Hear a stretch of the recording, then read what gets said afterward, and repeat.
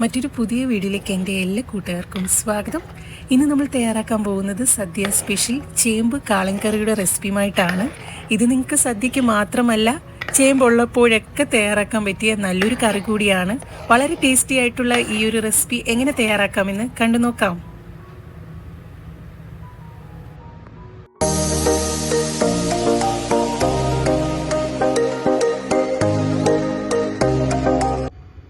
നമ്മുടെ കാളൻകറി തയ്യാറാക്കാനായി ഇവിടെ ഞാൻ ഇടത്തരം 4-5 ചേമ്പാണ് എടുത്തിട്ടുള്ളത്. ഇനി നമുക്കിതൊന്ന് നന്നായി കഴുകി ഇതേപോലെ ഒന്ന് കട്ട് ചെയ്തെടുക്കാം.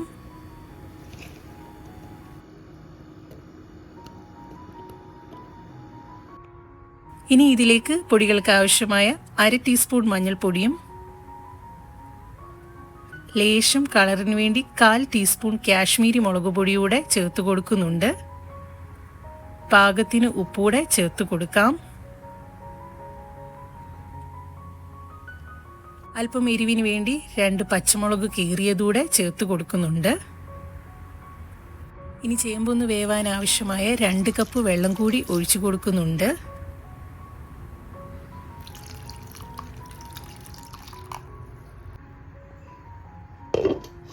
ഇനി നമുക്ക് ഇതൊന്ന് അടച്ചു വെച്ച് വേവിച്ചെടുക്കാം. ചേമ്പൊന്ന് വെന്തു വരുന്ന സമയം ഇതിലേക്ക് ഒരു അരപ്പ് തയ്യാറാക്കാം. അതിനായി ഒരു മിക്സിയുടെ ജാറിലേക്ക് 1 കപ്പ് തേങ്ങ ചിരകിയതാണ് ഇട്ട് കൊടുക്കുന്നത്.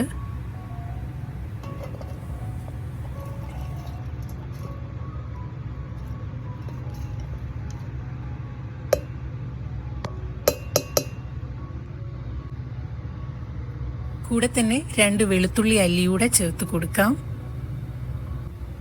ഇനി ഇതിലേക്ക് 1/4 ടീസ്പൂൺ ചെറിയ ജീരകൂടെ ചേർത്ത് കൊടുക്കുന്നുണ്ട്. ഇനി ഇതിലേക്ക് കുറച്ച് വെള്ളം ഒഴിച്ച് നന്നായി ഒന്ന് ബ്ലെൻഡ് ചെയ്തെടുക്കാം.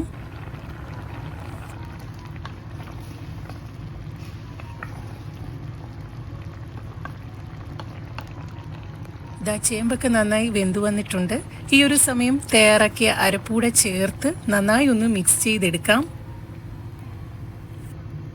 തിള വരുന്നിടം വരെ നമുക്കിതൊന്ന് വേവിച്ചെടുക്കാം.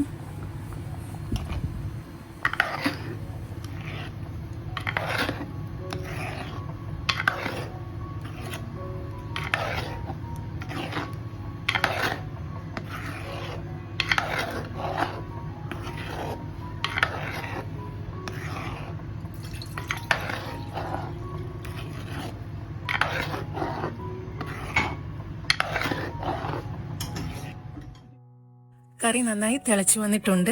ഇനി ഇതിലേക്ക് 1 കപ്പ് തൈര് കൂടെ ചേർത്ത് കൊടുക്കാം.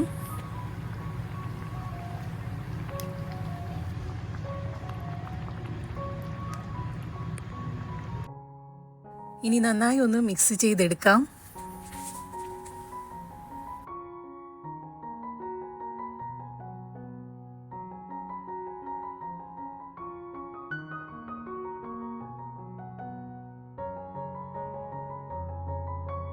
നന്നായി മിക്സ് ചെയ്തതിന് ശേഷം നമുക്കിതിലേക്ക് ഒരു താളിപ്പ് തയ്യാറാക്കാം. താളിപ്പിന് ആവശ്യമായ 2 ടേബിൾ സ്പൂൺ വെളിച്ചെണ്ണ ഒഴിച്ചു കൊടുക്കുന്നുണ്ട്.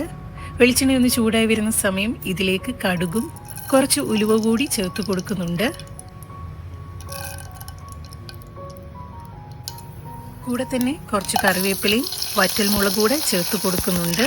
ഇനി അല്പം കളറിന് വേണ്ടി 1/4 ടീസ്പൂൺ കാശ്മീരി മുളക് പൊടിയൂടെ ചേർത്ത് കറിയിലേക്ക് താളിച്ചൊഴിക്കാവുന്നതാണ്.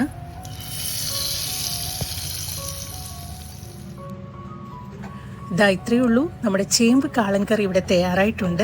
2 ചേമ്പുണ്ടെങ്കിൽ വേഗത്തിൽ തയ്യാറാക്കാൻ പറ്റിയ നല്ലൊരു കറിയുടെ റെസിപ്പിയാണ്. എല്ലാവരും ഈ ഓണത്തിന് തീർച്ചയായിട്ടും ഈ ഒരു റെസിപ്പി ട്രൈ ചെയ്ത് നോക്കണം. നിങ്ങളുടെ വിലയേറിയ നിർദ്ദേശങ്ങൾ കമൻറ്റ് ബോക്സ് വഴി രേഖപ്പെടുത്തണം. പുതിയൊരു വീഡിയോയുമായി നമുക്ക് വീണ്ടും കാണാം. നന്ദി, നമസ്കാരം.